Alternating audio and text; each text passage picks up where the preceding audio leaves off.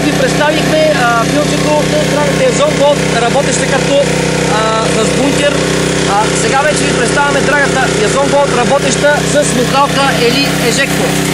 Виждате как работи в момента. Значи, самата смукалка, отпред е направена така или ежектора, има предпазител, който, ето виждате го просто, който предпазител не ви позволява да се задръства самата смукалка, комеркуча с камъни, както в други места. Работи перфектно. Тук сме осмукали камъните, както преди съм ви обяснил, пред камъка, след камъка, за да може материала да отиде там, ще видите на место, и какъв предпазител сме сложили отгор на самата драга, за да работи много по-добре. Това е работата. Смукване работи перфектно и изобщо не се задръпва.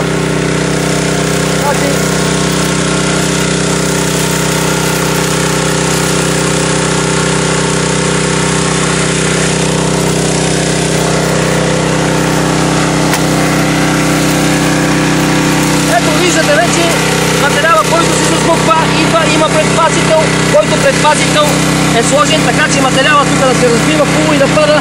Ситният материал да пада вече тук по самия улей.